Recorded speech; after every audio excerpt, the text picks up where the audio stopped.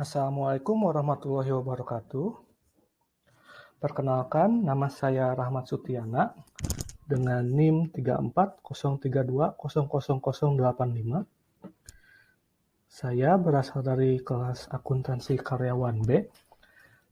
Pada kesempatan kali ini, saya bersama Kang Ahmad Wahab akan mempresentasikan analisis dan perancangan sistem informasi akuntansi. Analisis sistem.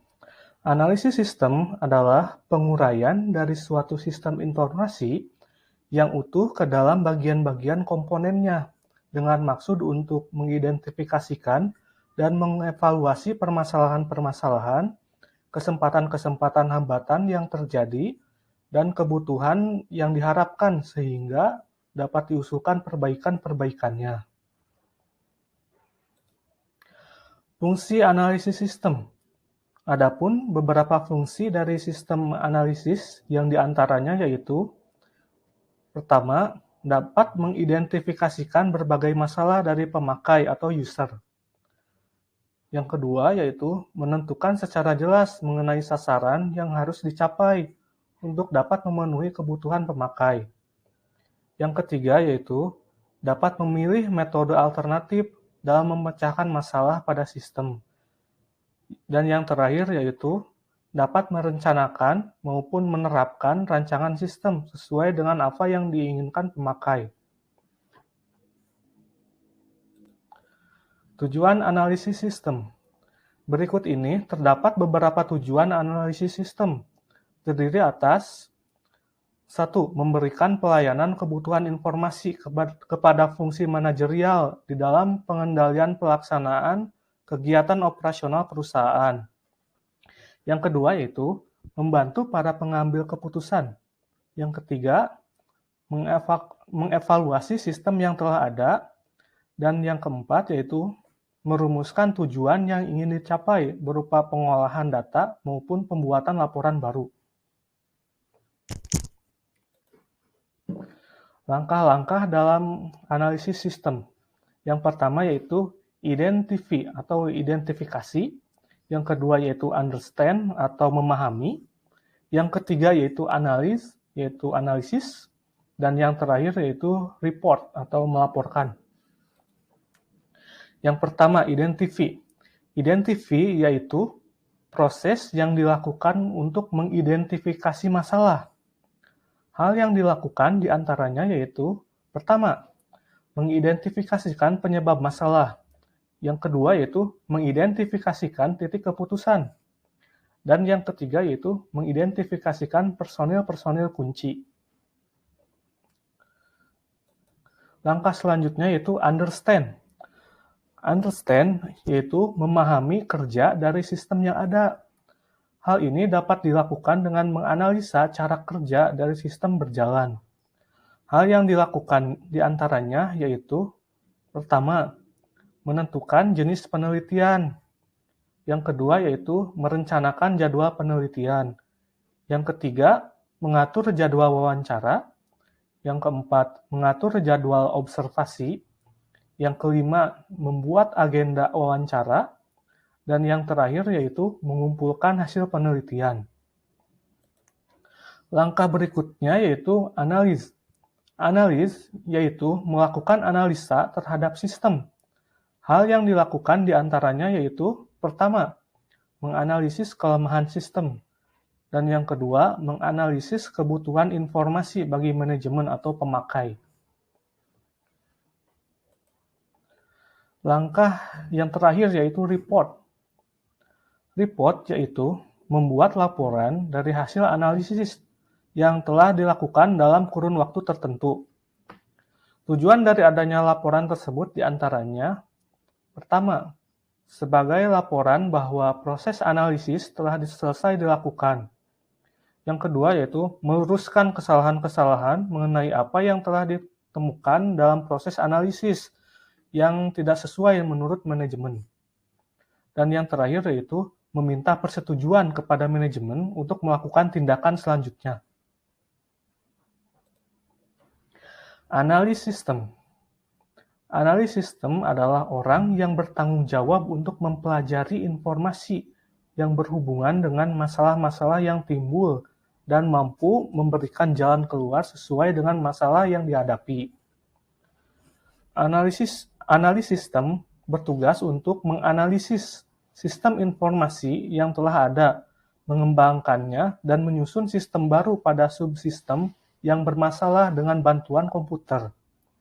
Istilah analis sistem yaitu desainer sistem, pengembang sistem, konsultan manajemen, analis operasi, analis bisnis, dan knowledge engineer untuk sistem pakar. Tugas dan tanggung jawab analis sistem. Analis sistem harus memiliki kemampuan berkomunikasi dengan pihak-pihak lain, seperti pemakai komputer, manajemen, teknisi, bagian administrasi, programmer, penyedia hardware dan software, dan database administrator. Tugas utama analis sistem yaitu menganalisis, merancang, menerapkan, dan memelihara sistem informasi yang disusunnya.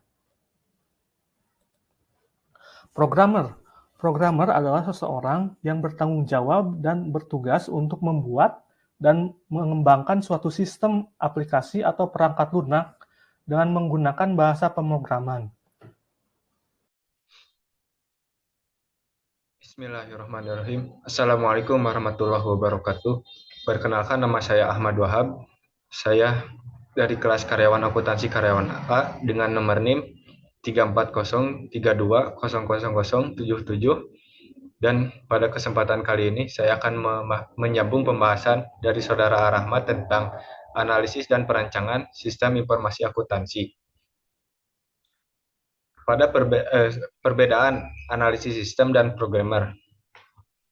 Pada analisis sistem, pertama, bertanggung jawab tidak hanya pada pembuatan program, tetapi pada sistem secara keseluruhan. Sedangkan untuk programmer, tanggung jawabnya terbatas hanya pada pembuatan program komputer saja.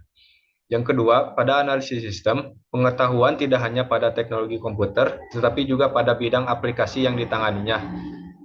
Sedangkan programmer, pengetahuan cukup terbatas pada teknologi komputer, sistem komputer, utilitas-utilitas, bahasa pemrograman. Yang ketiga, pada analisis sistem, dalam pembuatan program terbatas hanya pada pemecahan masalah secara garis besar. Sedangkan untuk programmer, pekerjaan bersifat teknis dan harus tepat dalam pembuatan instruksi program. Yang keempat, untuk analisis sistem, pekerjaannya melibatkan banyak orang. Tidak terbatas pada analisis sistem, pemrograman, tetapi juga pemakai sistem dan manajer. Sedangkan untuk programmer, pekerjaan tidak menyangkut hubungan dengan banyak orang, terbatas pada sesama programmer dan analisis sistem saja. Berikutnya, tentang analisis sistem sebagai pemecah masalah. Pengembangan sistem informasi akuntansi secara umum didorong oleh adanya, pertama, permasalahan, yang kedua adalah kesempatan, dan yang ketiga adalah pengarahan. Pengarahan yang dimaksud di sini adalah pengarahan atas perubahan aktivitas atau prosedur berdasarkan permintaan pihak manajemen, peraturan pemerintah, atau pengaruh-pengaruh eksternal lainnya. Pada analisis piece atau bagian-bagian adalah kerangka kerja yang dijadikan dasar pemecahan masalah pada sistem oleh analisis yang terdiri dari satu, kinerja atau performance, kedua, informasi atau data, ketiga, ekonomi, keempat, pengendalian atau kontrol, kelima, efisiensi, dan keenam, pelayanan atau service. Yang pertama tentang kinerja atau performa. Suatu perusahaan bermasalah apabila dalam melaksanakan aktivitas bisnisnya, perusahaan dan komponen yang ada di dalam perusahaan dianggap berjalan lambat dalam mencapai sasaran yang telah ditetapkan. Yang kedua, informasi. Sistem informasi akuntansi harus mampu menghasilkan informasi yang dapat digunakan untuk mengevaluasi apakah ada masalah dalam merealisasikan rencana dan apakah ada kesempatan untuk memperbaiki penyimpangannya. Yang ketiga, ekonomi. Keuntungan ekonomi merupakan pertimbangan paling umum yang mendorong dikembangkannya proyek sistem informasi akuntansi. Berikutnya yang keempat adalah pengendalian atau kontrol.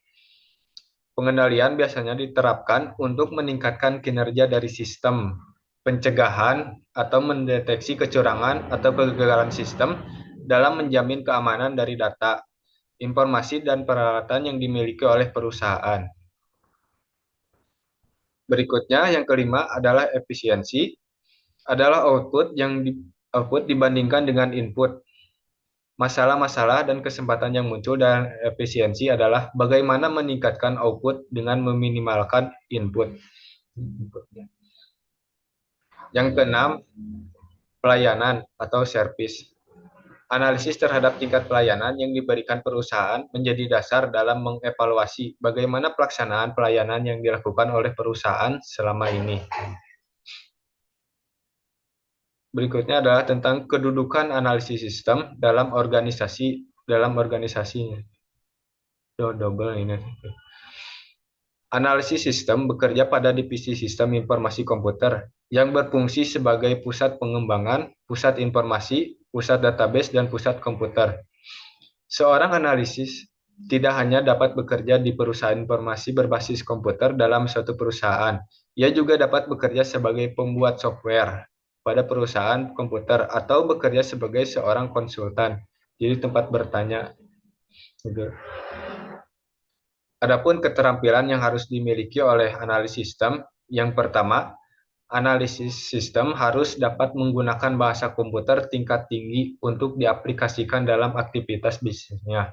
Yang kedua, analisis sistem harus memiliki pengetahuan aplikasi dan fungsi-fungsi dalam aktivitas bisnis. Ketiga, analisis sistem harus memiliki kemampuan memecahkan masalah dengan memilah-milah masalah yang terjadi pada kelompok tersendiri sesuai dengan kategori masalahnya. Jadi harus diklasifikasikan dulu permasalahannya. Yang keempat, analisis sistem harus mempunyai relasi yang luas. Yang kelima, analisis sistem harus mengikuti pelatihan menganalisis dan merancang sistem. Yang keenam, analisis sistem harus berpengalaman. Artinya harus pernah terlibat langsung dalam pengembangan sistem informasi akuntansi. Dan yang terakhir, analisis sistem harus dapat berkomunikasi dengan efektif baik secara lisan maupun secara tulisan. Mungkin itu saja yang dapat saya sampaikan dan mohon maaf jika banyak kekurangan karena saya juga masih dalam tahapan belajar.